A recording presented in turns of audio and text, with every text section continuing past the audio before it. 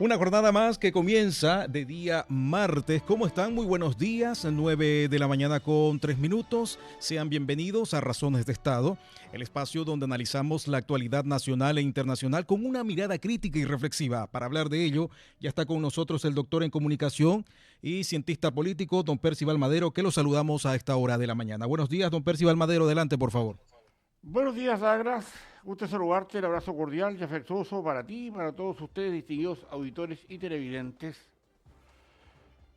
En este día especial, este martes 16 de junio, donde el mundo sonríe con cierta esperanza, porque aparentemente el tema de lo que está ocurriendo en la guerra de Irán, el cierre del estrecho de Hormuz, se abre, etcétera, etcétera, lo que da nuevas, yo diría, nuevas condiciones, el día pinta de color distinto.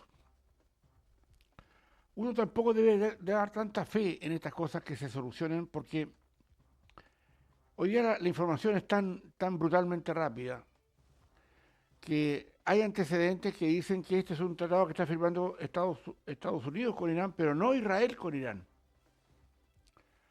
Y esta es una situación también que debe hacernos profundizar respecto a cuál es la mecánica y la metódica de esto, y si acaso la voluntad de Estados Unidos se va a imponer a la voluntad de Israel.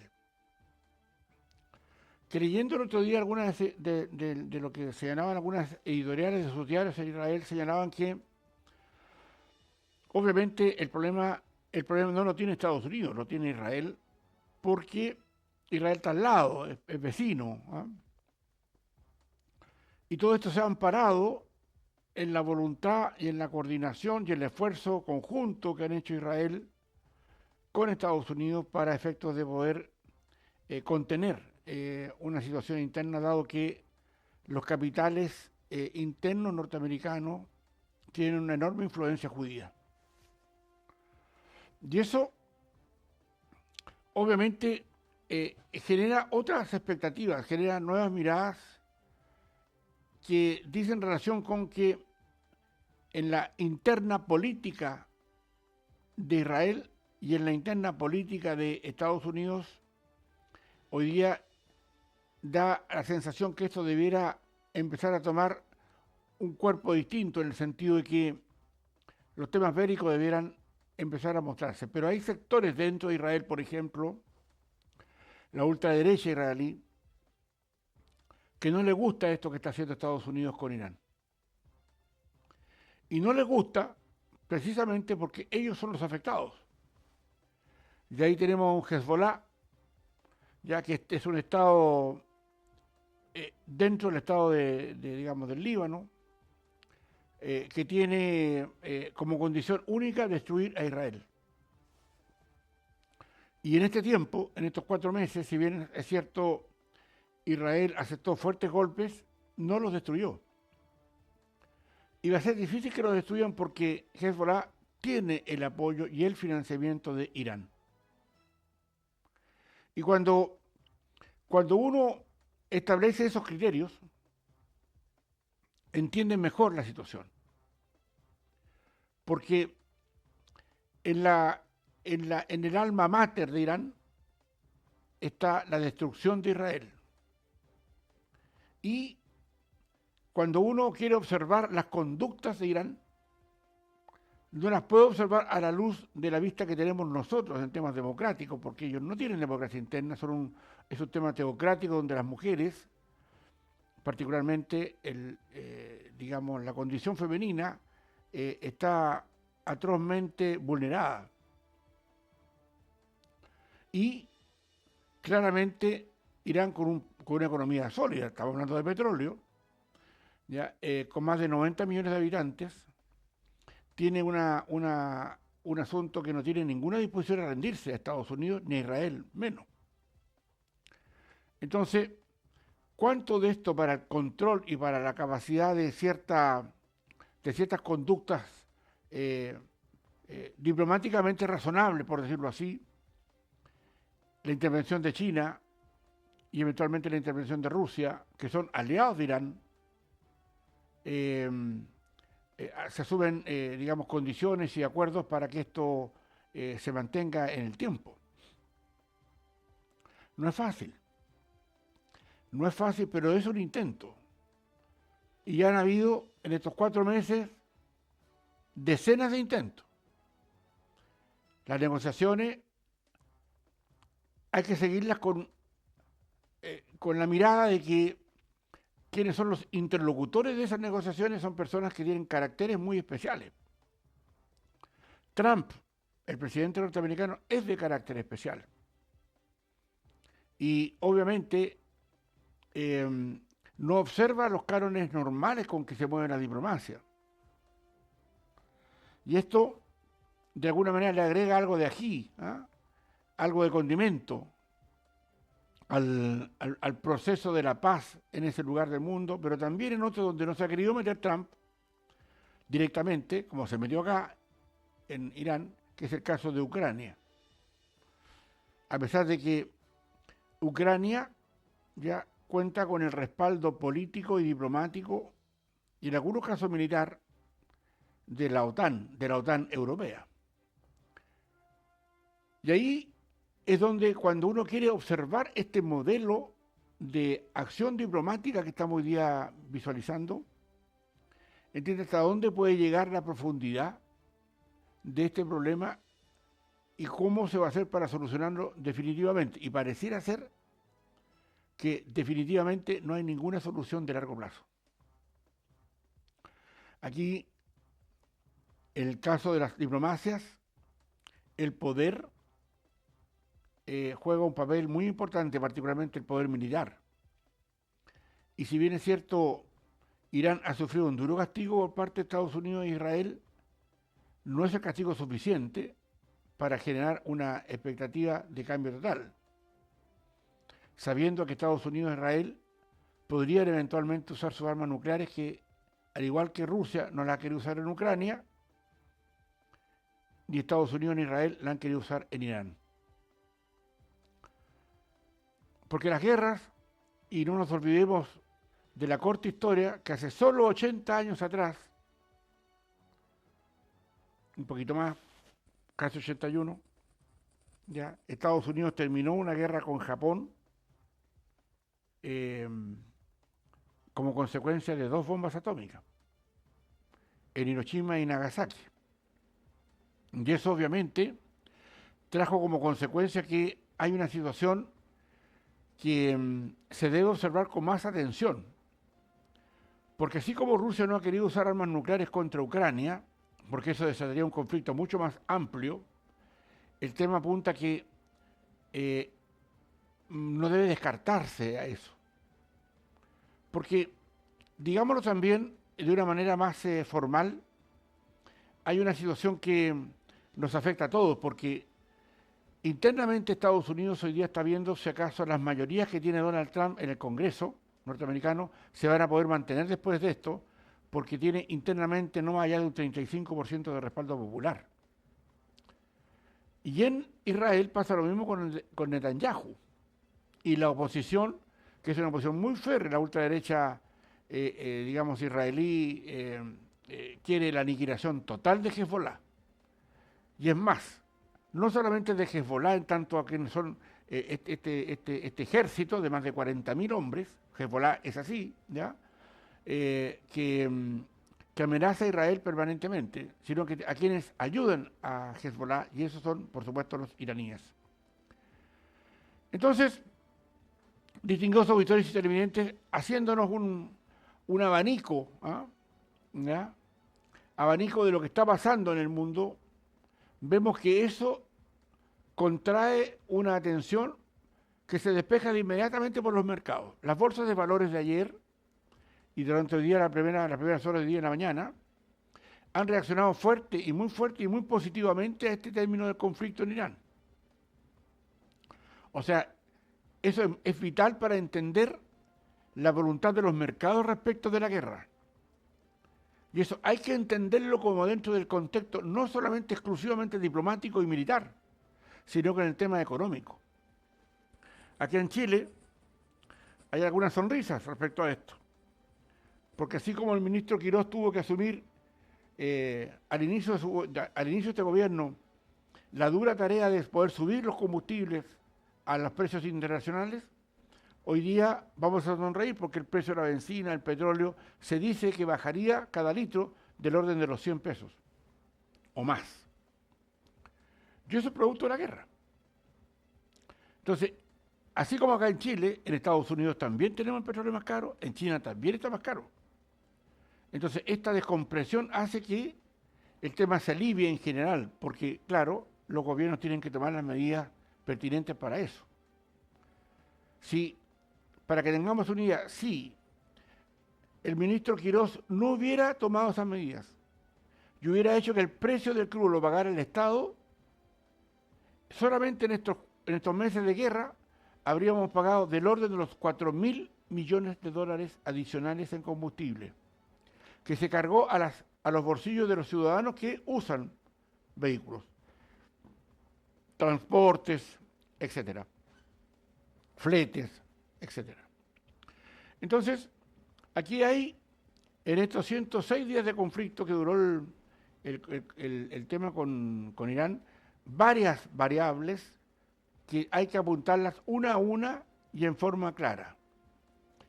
Se pudo observar una guerra que asumió nuevos mecanismos respecto a lo que significa la guerra de drones o con drones. Esto no lo habíamos visto hace un tiempo atrás, salvo en Ucrania con Rusia, pero hay otras consideraciones. Mira, hoy día pareciera ser que las armas nucleares, las armas atómicas, se tienen para grandes conflictos, no para conflictos chicos como, a pesar de que son conflictos importantes, son conflictos chicos. O sea, el de Ucrania es un conflicto menor y el caso de Irán exactamente lo mismo. Entonces, cuando uno se pregunta quiénes ganaron y quiénes perdieron, yo creo que aquí se asienta el poder de un líder iraní, ¿ya? Que se llama Mojtaba Khamenei. Así es el nombre, no es fácil de pronunciarlo, pero ese es el nombre. Donde claramente determina que su país no ha sido el perdedor en esta guerra con Estados Unidos e Irán. Y eso es un elemento, como no se puede ver, se podría ganar la guerra sin duda, pero con el uso de armas nucleares nadie quiere millones de muertos acá, ni cientos de miles de muertos en una guerra hoy día, así como están las cosas en el mundo. Aquí hay muchos días de enormes negociaciones en las cuales nosotros hemos tenido conocimiento, hemos leído algunas nos han llegado algunos papers respecto en qué van esas negociaciones, pero por sobre todo, distinguidos auditores y televidentes, las negociaciones ahí fueron difíciles porque en el mismo plano geográfico donde está Irán, hay varios países, Emiratos Árabes, hablo de Qatar, Kuwait, donde Estados Unidos tiene bases militares fáciles de atacar, como ya ocurrió en esta guerra. Entonces, aquí yo diría que Irán sale de este conflicto debilitado en el tema militar y económico, pero no sale rendido. Y eso es un tema que se ha quilatado muy bien respecto a esto porque es difícil que lo que pasa con el tema, incluso en Ucrania, donde el presidente de Ucrania, Zelensky, ha sido muy agredido, pero no está derrotado. Rusia no lo puede derrotar a pesar de toda su fuerza.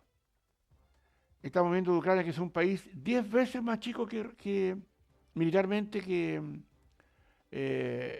Rusia. Por eso que aquí, cuando uno mira la figura política, ¿ya?, de Mojtaba Khamenei, el líder de Irán, obviamente ve un tema donde su sistema de gobierno pertenece absolutamente intacto. Ni siquiera se pudo lograr en Irán un cambio respecto al mejoramiento de las relaciones con las mujeres. Ni eso logró Occidente respecto a este tema, que se trató en algún momento. Aquí hay una mirada también estratégica y geopolítica, porque claramente yo creo, a mi juicio, que Irán va a asumir desafíos que tienen que ver con el control del estrecho de Hormuz. Y ese control del estrecho de Hormuz es clave, aunque va a ser solo un quinto, el 20% del combustible del mundo. Si sube ese quinto, todos los combustibles del mundo suben. Nosotros acá en Chile no recibimos ni un litro del crudo que pasa por el derecho de Hormuz. Y se pagaron las diferencias porque cuando suben en un lugar, suben todos. No, a nosotros igual nos vendieron el petróleo digamos, más caro. Aunque el petróleo que nosotros compramos no pasa por el estrecho de Hormuz. Pero son las condiciones de la guerra que hacen que los que estén vendiendo el petróleo, su petróleo es más caro, aunque no esté pasando por ahí. Y eso es lo que nosotros hemos tenido que resentir acá en Chile, como nos señalábamos recién. En consecuencia, aquí no podríamos decir que Estados Unidos ganó ni que Irán ganó. Yo creo que acá lo que hay es la diferencia política, diplomática y militar, y si usted quiere, económica, de lo que significa Estados Unidos e Israel con respecto a Irán. Y eso no se dio en las estrategias de los combates, de la guerra, de las batallas, de los ataques. Aquí hay que entender que este es un conflicto que baja su intensidad.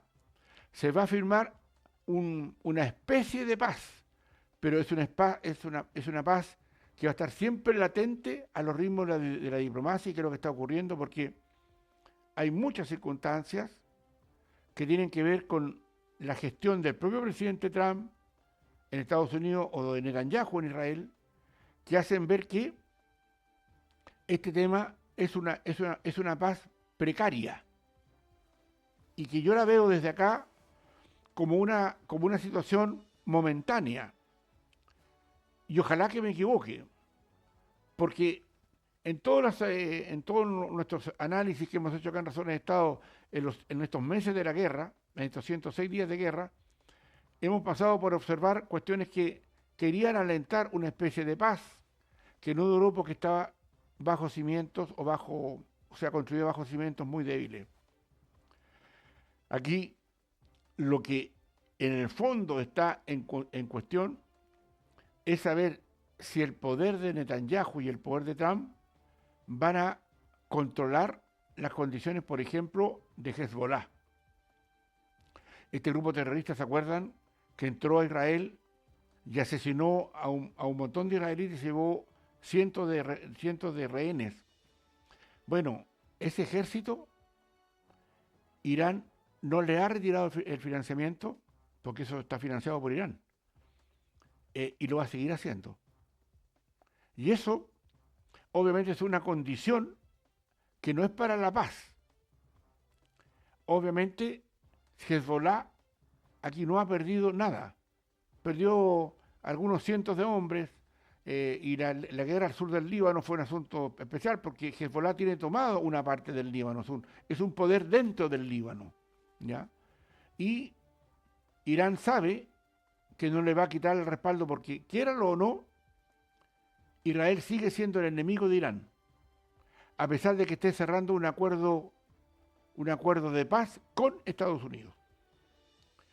Eso probablemente, distinguidos auditores y televidentes, no se observe con toda la claridad, pero se lo ejemplifico en lo siguiente. Aquí los equilibrios de poderes en el mundo no tienen que ver solo con la situación que vive un país en una guerra específica. Tiene que ver con los macroequilibrios, con el tema económico, fundamental, el tema militar, el tema diplomático y el tema, decíamos, económico. Acá está hace mucho tiempo larvándose una forma de desgastar una situación política política para que Occidente decrezca en su capacidad de influencia en el mundo. ¿Qué es Occidente? Occidente es el grupo de países, ¿ya?, que pululan después de la Segunda Guerra Mundial alrededor de Estados Unidos. Europa, América Latina, en muchos casos. Sectores importantes de África y de Asia. En Asia, Japón, Corea del Sur y otros, la India. Entonces, en este equilibrio de poderes, ¿cómo se sostiene esto? Es lo que hay que ver más allá de la pura guerra o la pura acción de batallas que existen en algún lugar. La batalla siendo importante, la guerra siendo importante, entrega algunas miradas, pero son del punto en cuestión, no de la totalidad. Es como si dijéramos, esto está ocurriendo en algunos de los árboles de este bosque, pero el bosque lo seguimos mirando nosotros. ¿Y quiénes somos nosotros? Estados Unidos y China. Y eso es lo que le da el equilibrio al poder.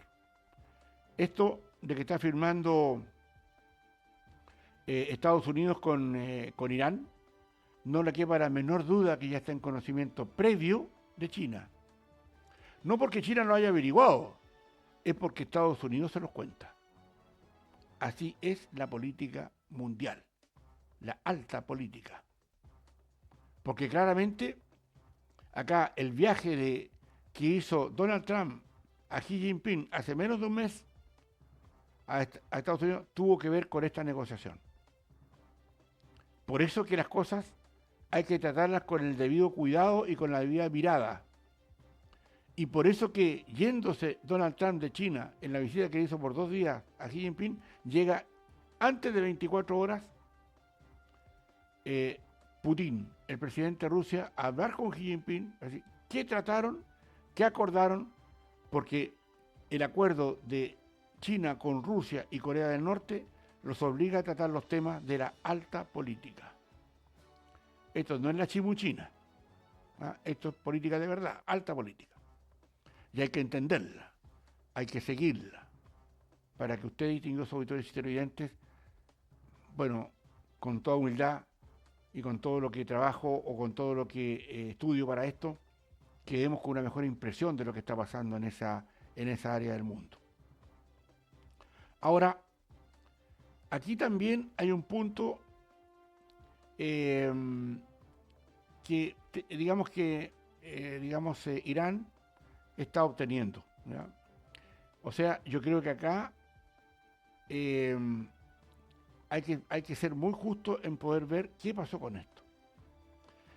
Yo creo que acá Irán gana porque no es derrotada. El suprapoder norteamericano solo pudo llegar hasta ahí.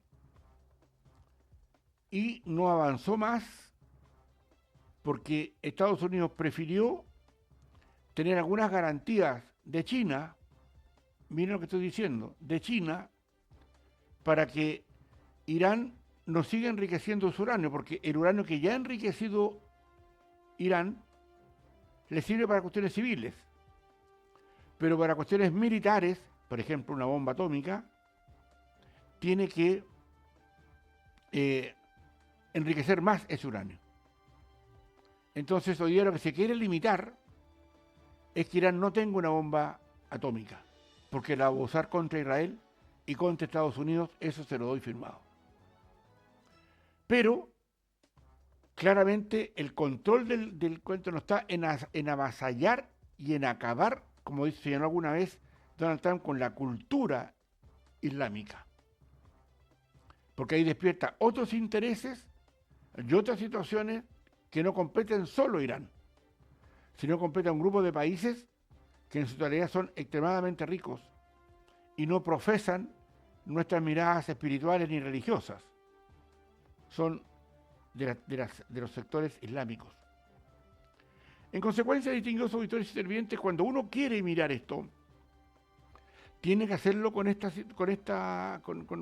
mirada más amplia. Y este acuerdo de paz de Estados Unidos con Irán, que Israel mira así de lejos con cierta desidia, porque no les asegura su paz, ¿ah? Les asegura solamente la paz norteamericana. El punto es que los grandes poderes acá influyeron.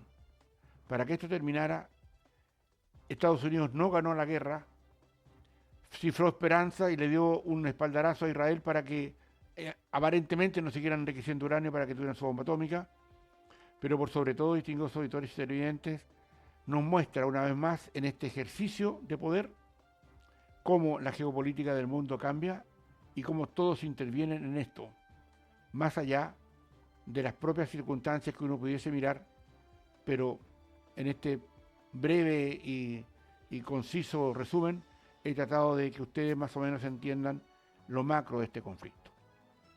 De esta manera, distinguidos auditores, estamos terminando nuestra conversación, nuestro análisis, nuestras reflexiones del día de hoy, que espero que hayan sido de utilidad para poder entender los mecanismos del poder mundial basado en estas guerras, que se firme un acuerdo entre Estados Unidos e Irán, que ojalá sea un acuerdo que dure por mucho tiempo, aunque yo me guardo reservas respecto de eso.